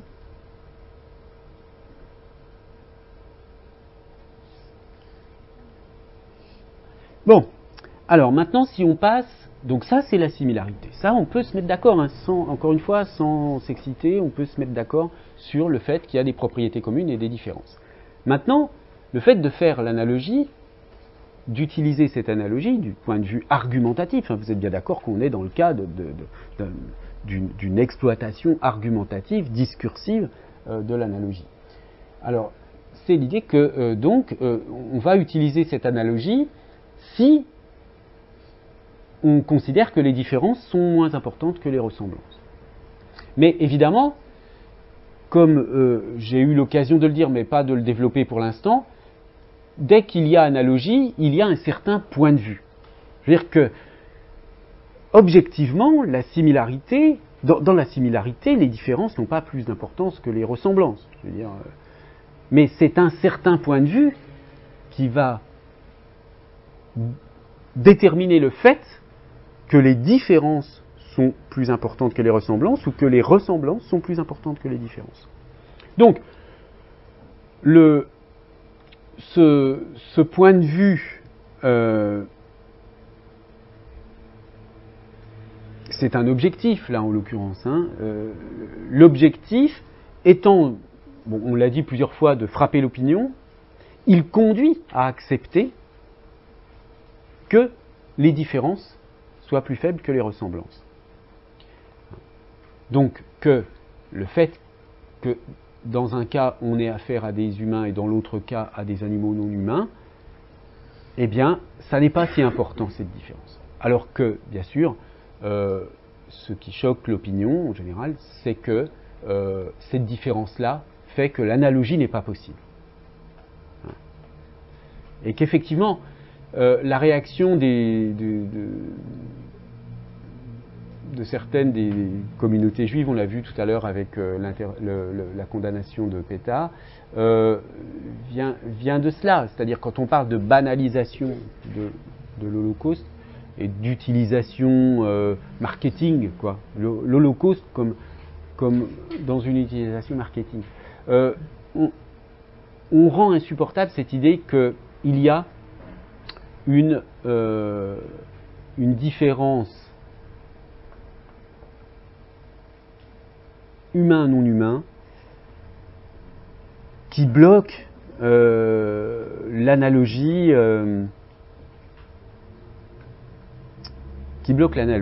et qui en fait du coup une analogie qui n'est utilisable que par polémique. Alors, bon, on peut se poser la question de savoir si on peut aller jusqu'à une réelle identité des deux situations.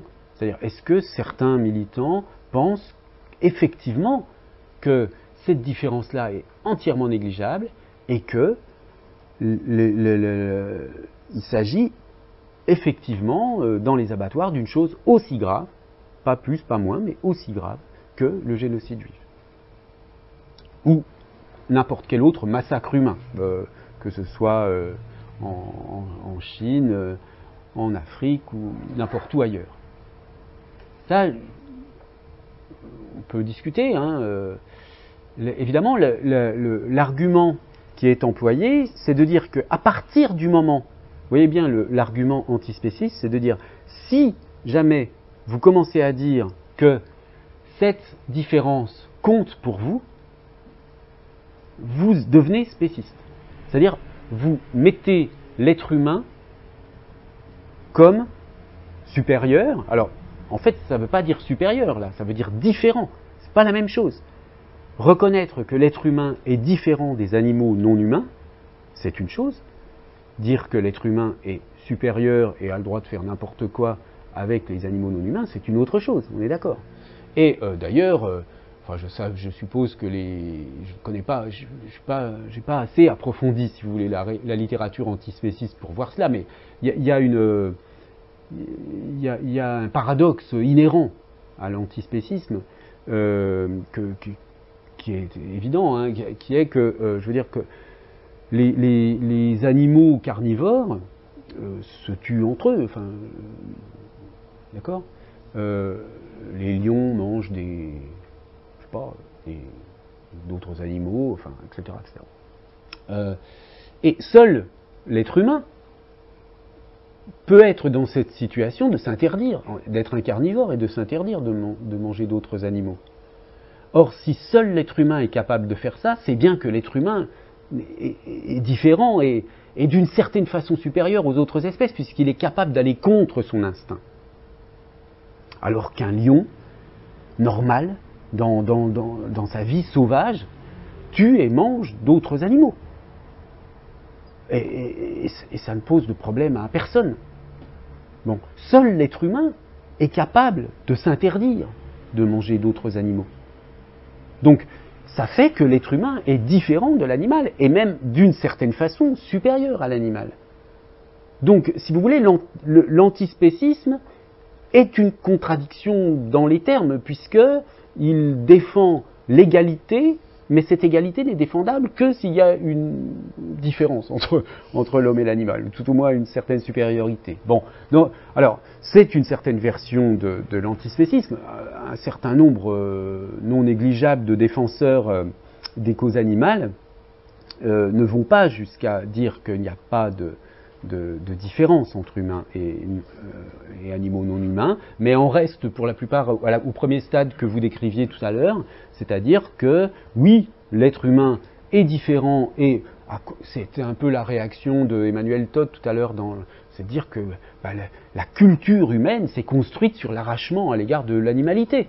Donc bien sûr qu'on n'est plus tout à fait, on est des animaux, mais un peu différents des autres, précisément parce qu'on a construit toutes sortes des cultures dans le monde. Il y a bien sûr des cultures animales, mais qui ne sont pas du tout du même ordre, etc. Donc,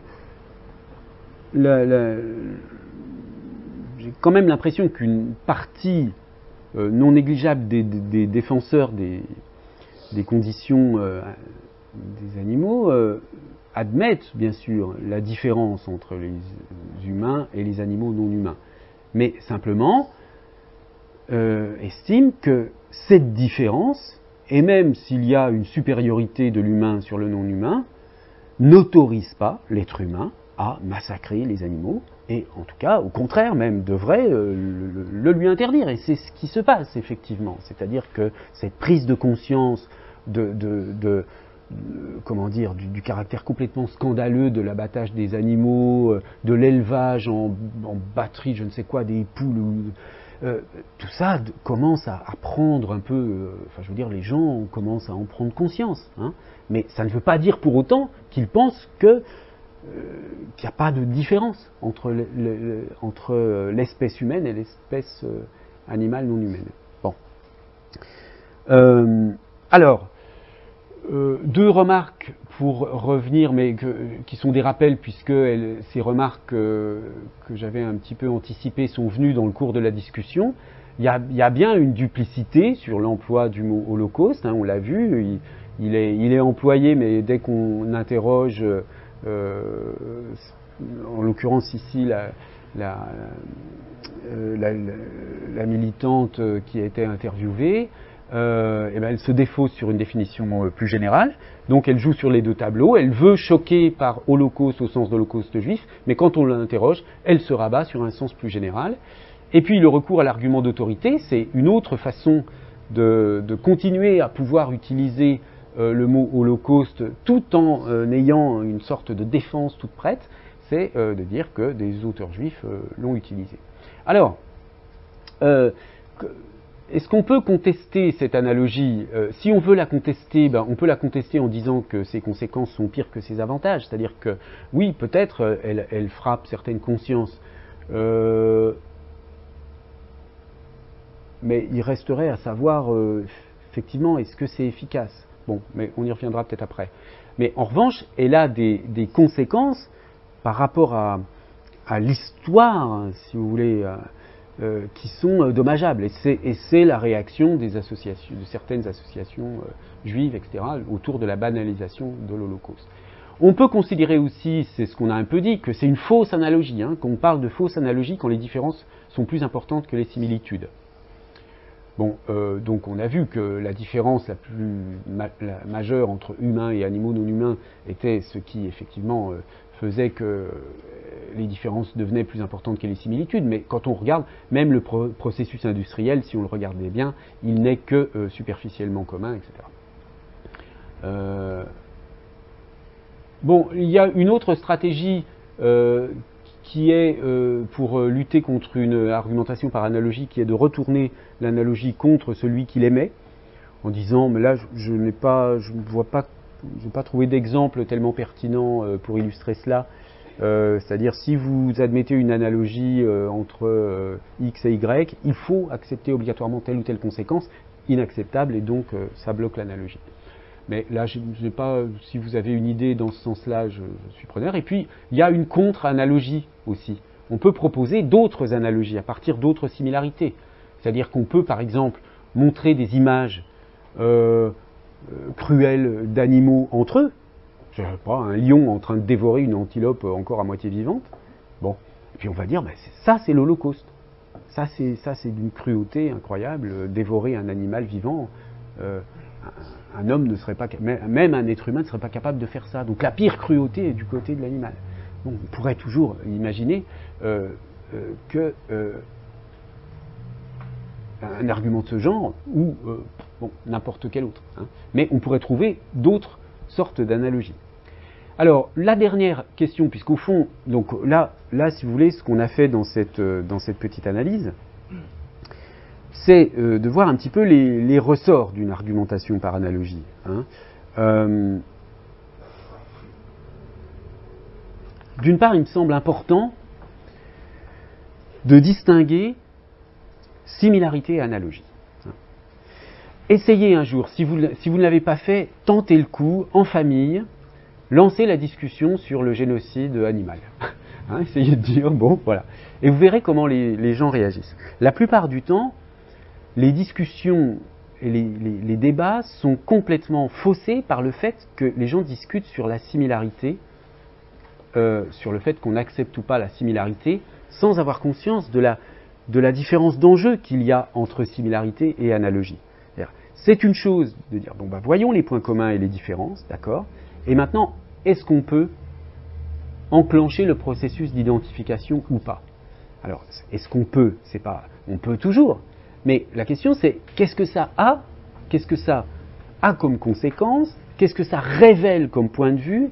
Qu'est-ce que je veux faire avec cette analogie? D'accord?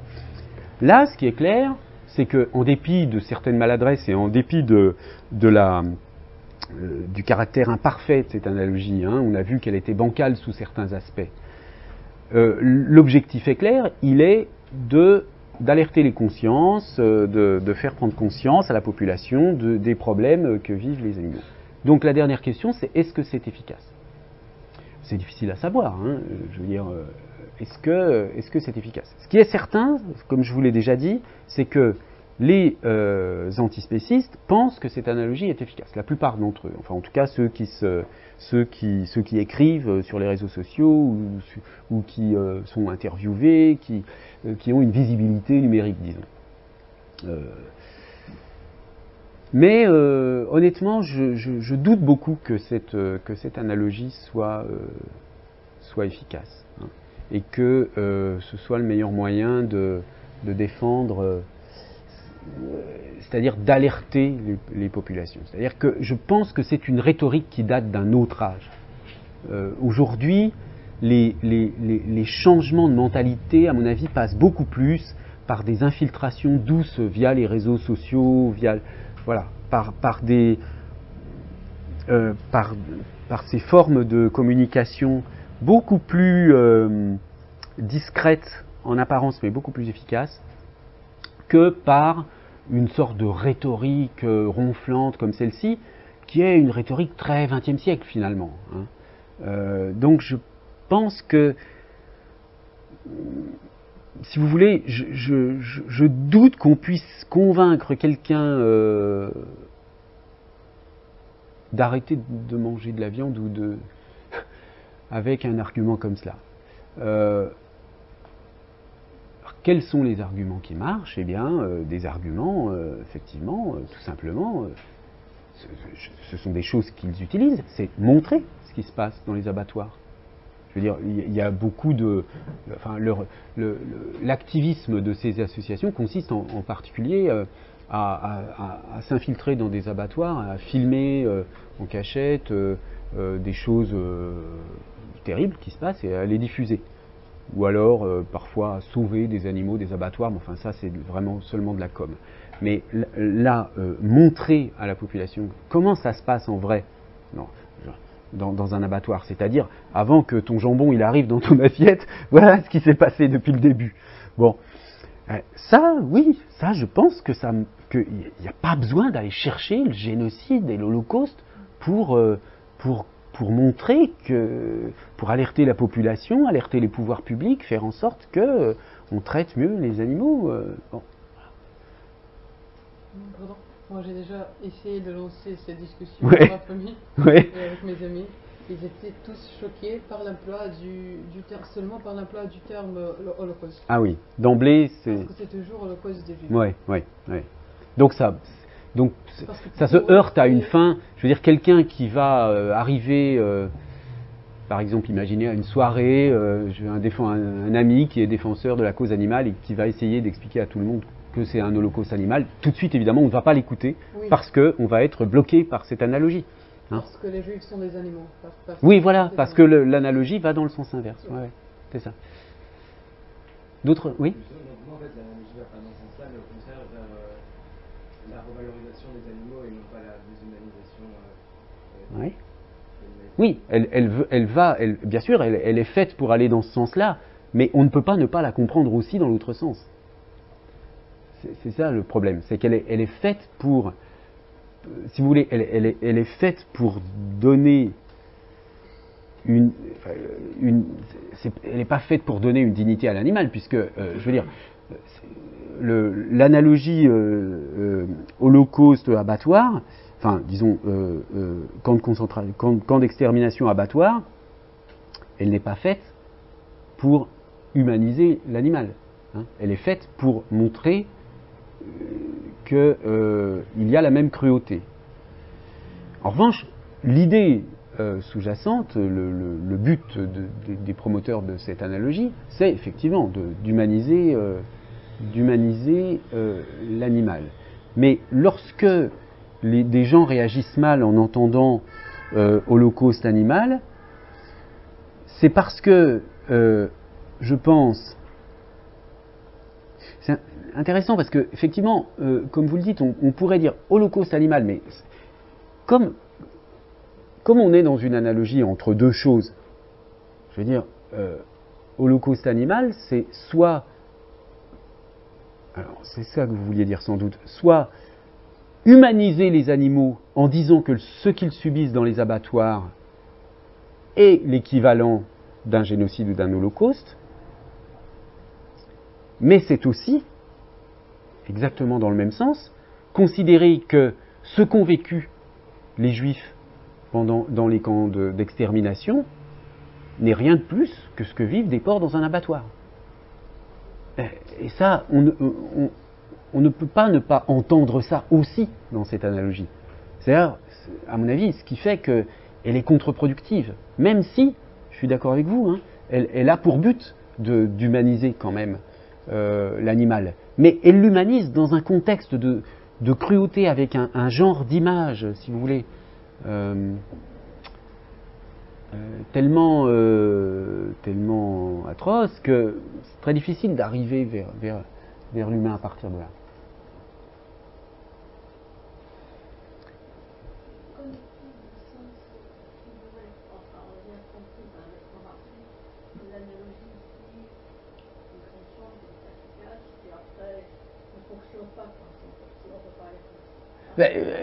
Oui, c'est-à-dire elle fonctionne, mais elle est contre-productive à mon avis. Ah, la fonction figurale. Alors, ouais.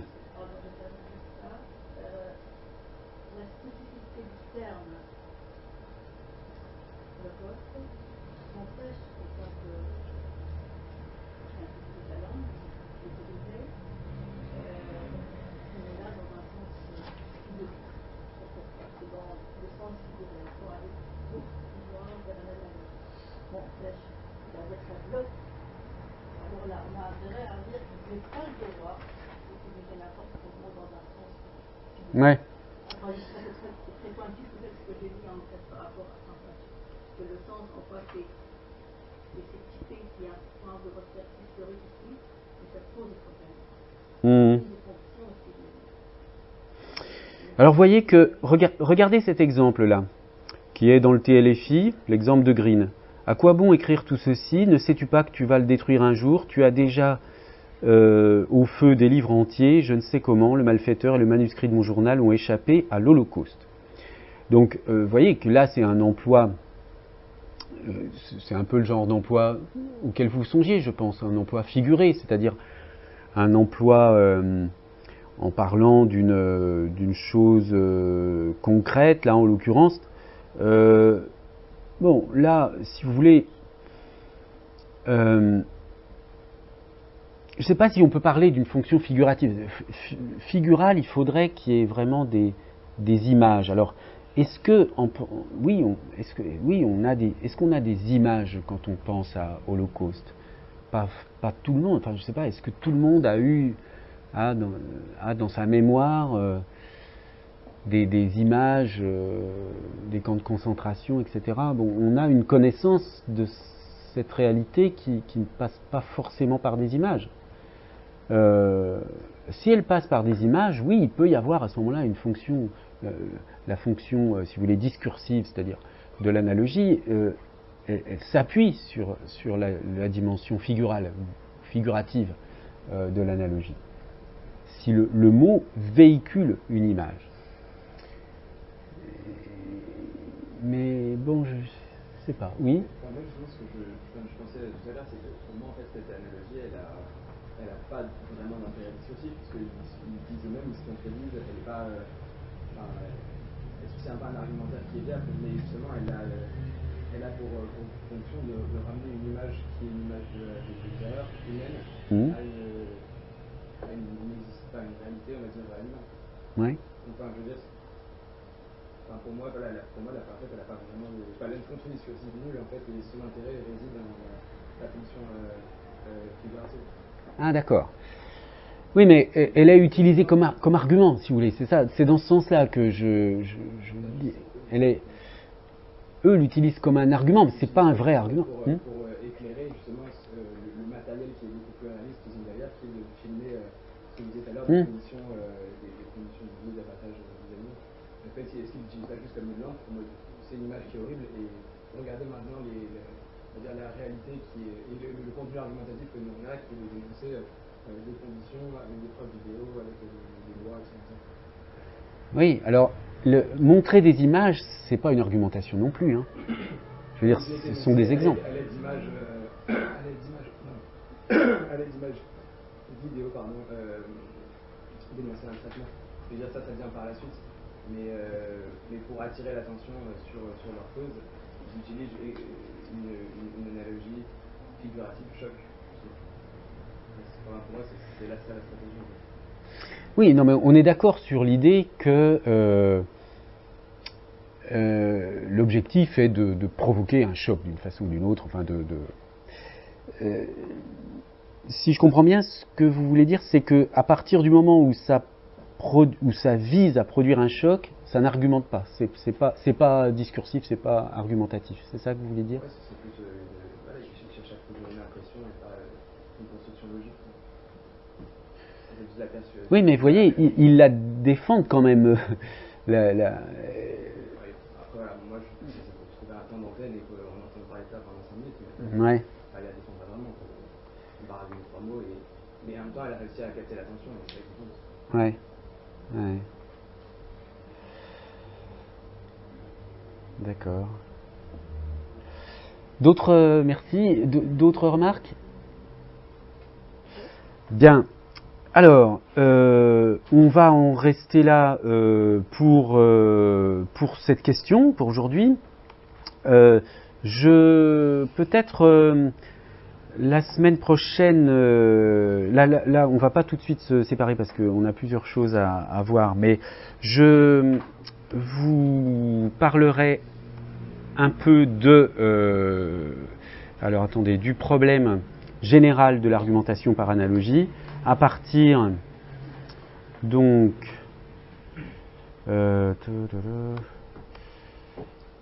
voilà. Donc à partir d'une publication récente, vous voyez, de 2016, donc de l'année dernière, de Christian Plantin qui s'appelle Dictionnaire de l'argumentation, une introduction aux études d'argumentation. Et